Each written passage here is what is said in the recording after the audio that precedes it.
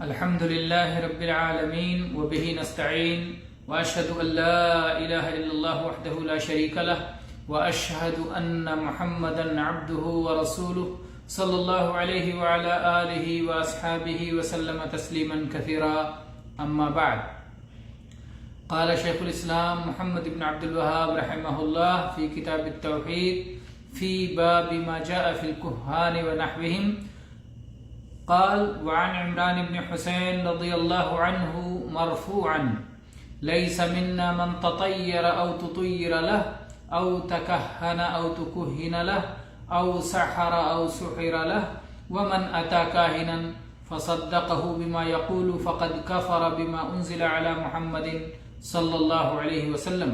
رواه البزار بإسناد جيد، ورواه الطبراني في الأوسط بإسناد حسن من حدیث ابن عباس دون قوله ومن أتى إلى آخره.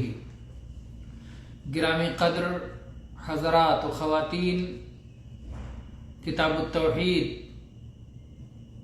سے درس کا یہ سلسلہ اللہ کے فضل و کرم سے جاری ہے، جس میں ہم باب ما جاء فی الکہان ونحوہم پڑھ رہے ہیں، یعنی کاہنوں وغیرہ سے متعلق شریعت میں کیا حکم آیا ہے اور کہانت وغیرہ سے متعلق کیا وعیدیں آئی ہیں، اس سلسلے میں ہم پڑھ رہے ہیں.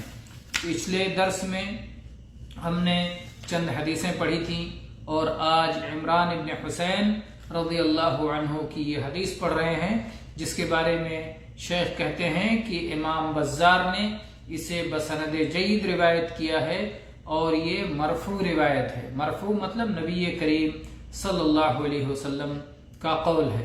آپ نے فرمایا: لیس منا من تطیر او تطیر لہ. لیس منا، وہ ہم میں سے نہیں ہے، وہ ہم میں سے نہیں ہے. گویا نبی کریم صلی اللہ علیہ وسلم اس سے اپنی براءت کا اظہار کر رہے ہیں، یعنی وہ شخص ایسا نہیں ہے جو ہماری پیروی کر رہا ہے، وہ شخص ایسا نہیں ہے جو ہماری راہ پر چل رہا ہے، ہمارے طریقے پر چل رہا ہے.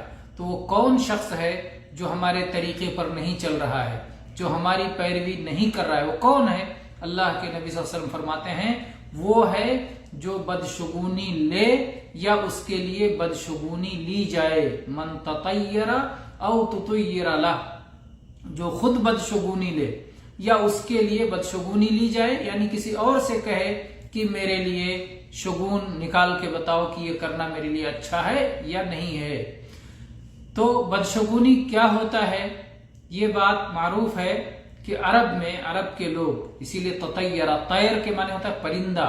عرب کے لوگوں کا یہ طریقہ تھا کہ جب وہ سفر کے لیے نکلتے تھے تو پرندہ اڑاتے تھے.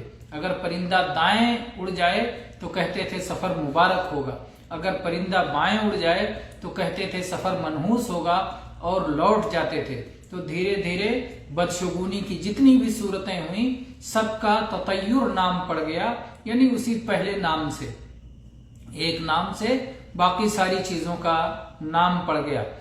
تو جو بھی بدشگونی لے، اور آج یہ چیز بہت زیادہ رائج ہے، جن لوگوں کے پاس صحیح عقیدے کا علم نہیں ہے ان کے یہاں بدشگونی بہت زیادہ رائج ہے.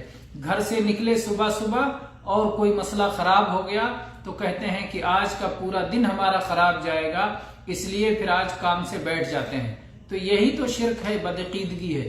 سارے معاملات اللہ کے ہاتھ میں ہیں، اللہ تعالیٰ جو چاہتا ہے وہ کرتا ہے.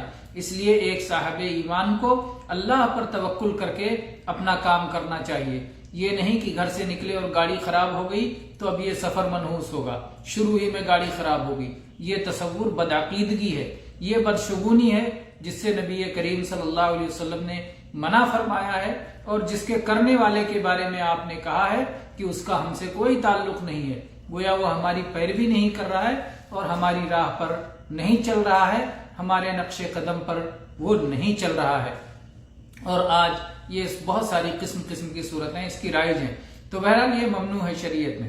تو آپ نے فرمایا اس شخص کا ہم سے کوئی تعلق نہیں جو خود بدشگونی کرے یا کسی اور سے اپنے لیے بدشگونی کروائے، اور خود کہانت کرے یا کسی اور سے اپنے لیے کہانت کروائے. کہانت کیا ہوتا ہے؟ دعوی غیب جس میں ہوتا ہے. جس میں مستقبل کی خبر دی جاتی ہے، جس میں بتا دیا جاتا ہے کہ ایسا اور ایسا ہو کے رہے گا۔ مثلا کسی سفر کے بارے میں پہلے سے کوئی کہہ دے کہ یہ سفر خراب ہوگا، بلا کسی سبب کے، بلا کسی وجہ کے، اندازہ نہیں بلکہ یقینی طور پر بتائے کہ ایسا ہی ہوگا، جبکہ اس کے کوئی دلائل اور قرائن اس سے متعلق نہیں ہے، تو یہ دعوی غیب ہے، اور غیب وہ علم ہے جو اللہ کے ساتھ مخصوص ہے۔ اگر کوئی شخص غیب کا دعویٰ کر رہا ہے تو گویا اپنے آپ کو الوہیت کے مقام پر کھڑا کر رہا ہے، اس لیے یہ اس کے توحید میں خلل ہے۔ تو اللہ کے نبی صلی اللہ علیہ وسلم نے فرمایا کہ جو شخص کہانت کرے یا کہانت کروائے اپنے لیے، اس کا ہم سے کوئی تعلق نہیں ہے۔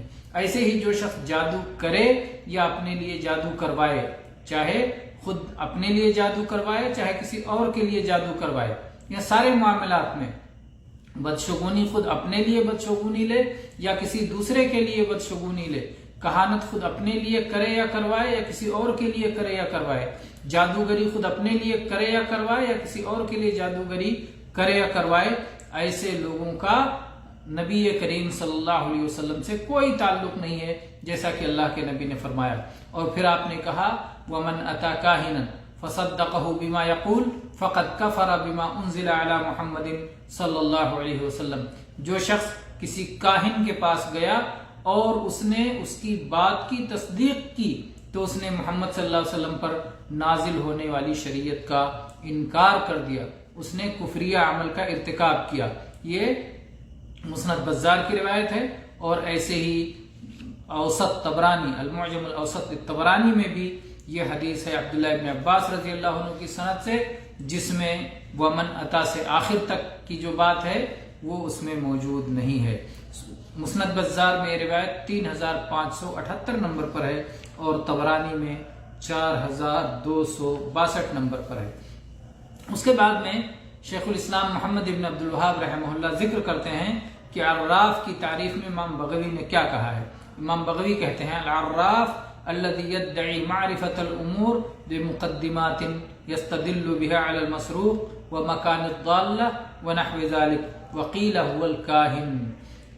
عراف اس شخص کو کہتے ہیں جو بعض چیزوں کے جاننے کا دعویٰ کرے بعض مقدمات کے ذریعے سے، جیسے اگر سامان چوری ہو گئی ہے تو بتا دے کہ یہ سامان کہاں پر ہے، یا کوئی چیز گم ہو گیا ہے تو گم شدہ چیز کے بارے میں بتا دے۔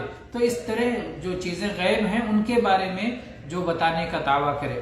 اور بعض لوگوں نے کہا کہ کاہن اور عراف دونوں ہی ایک ہیں، اور کاہن اسے کہتے ہیں جو غیب کی باتیں بتائے، مستقبل کی باتیں بتانے کا دعویٰ کرے۔ اور ایک بات یہ بھی کہی گئی ہے کہ جو دلوں کی باتیں بتانے کا دعویٰ کرے، انسان کے دل میں کیا ہے، انسان کی ضمیر میں کیا ہے، انسان کیا سوچ رہا ہے، اس طرح کی باتیں جو بتانے کا دعویٰ کرے اسے کاہن کہا گیا ہے۔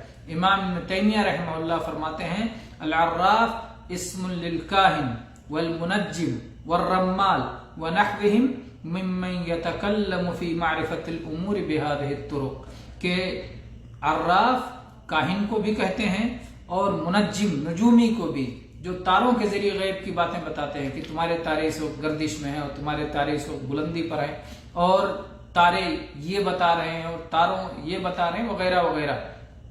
تو جو لوگ اس طرح کی باتیں کریں، یا اسی طرح سے رمال جو کہ زمین پہ لکیریں وغیرہ کھینچ کر کے نمبر وغیرہ ڈال کر کے بتائیں کہ فلاں کی قسمت ایسی ہے، فلاں کی شادی خراب ہو جائے گی اور فلاں کی تجارت خراب ہو جائے گی وغیرہ وغیرہ جو دعوے کرتے پھرتے ہیں، تو جو لوگ ان طریقوں سے غیب کی باتیں بتانے کے دعوے کریں یہ سب کے سب عراف میں آتے ہیں۔ تو غیب کا دعویٰ کرنا یہ توحید کے خلاف ہے اور یہ ایسا کرنا حرام ہے۔ کہانت وغیرہ کے ذریعے سے اگر کوئی غیب کا دعویٰ کر رہا ہے تو وہ ایک حرام عمل کا ارتکاب کر رہا ہے۔ اس لیے ایک مسلمان پر لازم ہے کہ ایسے لوگوں کو جھٹلائے اور ان کے جھوٹ کا یقین رکھے اور ان کو کبھی سچا نہ مانے۔ اور اللہ تعالیٰ نے اپنے رسول اللہ صلی اللہ علیہ وسلم پر، اپنے رسول پر اللہ نے جو شریعت نازل فرمائی ہے، جو دین نازل کیا ہے، جو کتاب نازل کی ہے، جو وحی نازل فرمائی ہے، اس وحی کو ہم مضبوطی سے تھام لیں، یہ ہماری ذمہ داری ہے۔ اسی طرح سے آگے فرماتے ہیں وقال ابن عباس رضی اللہ عنہما فی قوم یکتبون ابا جاد وَيَنظُرُونَ فِي النُّجُومِ مَا أَرَى مَنْ فَعَلَ ذَلِكَ لَهُ عِنْدَ اللَّهِ مِنْ خَلَاقٍ۔ یہ امام طبرانی نے اپنی کتاب المعجم الکبیر میں روایت کی ہے، جیسا کہ مجموع الزوائد میں ہے، اور اسی طرح سے امام بیہقی نے سنن کبریٰ میں اس کی روایت کی ہے۔ عبداللہ ابن عباس رضی اللہ عنہ فرماتے ہیں ان لوگوں کے بارے میں جو ابجد یعنی ابجد کے حروف لکھتے ہیں، مقصود ان گنتیوں سے مقصود یہ ہوتا ہے کہ اس کے ذریعے سے وہ پیشین گوئی کریں اور مستقبل کی باتیں بتائیں۔ الف بے جیم دال، جس کو حساب الجمل کہا جاتا ہے، کہ اس کے ذریعے نمبر کا اور گنتی کا حساب لگایا جاتا ہے۔ الف کا 1 نمبر، با کا 2 نمبر، جیم کا 3 نمبر، دال کا 4 نمبر، اسی طرح سے سارے حروف کے نمبر نکالے گئے ہیں۔ تو لوگ اس سے کبھی کبھی تاریخ وفات، تاریخ پیدائش وغیرہ اس کے ذریعے سے بناتے ہیں، نکالتے ہیں۔ تو یہ جائز ہے اگر اسی حد تک ہو، اگر ایک معرفت کی حد تک ہو اور اس کے ذریعے سے غیب کی خبریں نہ نکالی جائیں اور اس کے ذریعے سے مستقبل کا خبریں جاننے کا اور بدشگونی لینے کا طریقہ نہ اختیار کیا جائے تو جائز اور درست ہے۔ لیکن اگر اس کے ذریعے سے غیب کا دعویٰ کیا جائے تو پھر وہ باطل ہے۔ تو وہی عبداللہ ابن عباس رضی اللہ عنہ نے ایسے لوگوں کے بارے میں کہا جو ابجد کے حروف لکھتے ہیں یا اسی طرح سے تاروں میں دیکھ کر کے تاروں کے ذریعے سے پیشین گوئی کیا کرتے ہیں۔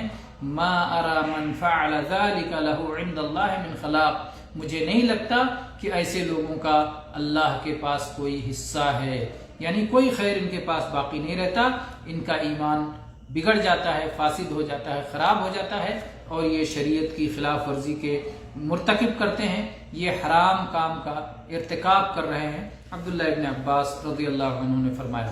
تو ان ساری چیزوں سے یہ بات معلوم ہوتی ہے کہ یہ سب شرک کے وسائل ہیں اور یہ سب انسان کے عقیدے کو خراب کرتے ہیں۔ ان ساری چیزوں سے انسان کو دور رہنا چاہیے۔ اسی طرح سے وہ لوگ جو ہاتھ کی لکیریں پڑھتے ہیں، ہاتھ کی لکیریں پڑھ کر کے جو لوگ یہ دعویٰ کرتے ہیں وہ بھی اسی میں شامل ہیں کہ کسی طرح بھی جو شخص کسی انداز میں جو غیب کا دعویٰ کرے وہ سب کے سب اس میں شامل ہیں۔ ایسے لوگوں سے کبھی ایک مسلمان کو دھوکہ نہیں کھانا چاہیے اور اللہ پر توکل کر کے اور اللہ کے دیے ہوئے اسباب کو اختیار کر کے اپنا عمل، انسان کو اگر وہ عمل جائز اور حلال ہے تو وہ عمل اللہ پر توکل کر کے کرنا چاہیے، اور کسی بھی بدشگونی میں پھنس کر کے اپنی زندگی کو خراب اور اپنے ایمان کو خراب نہیں کرنا چاہیے۔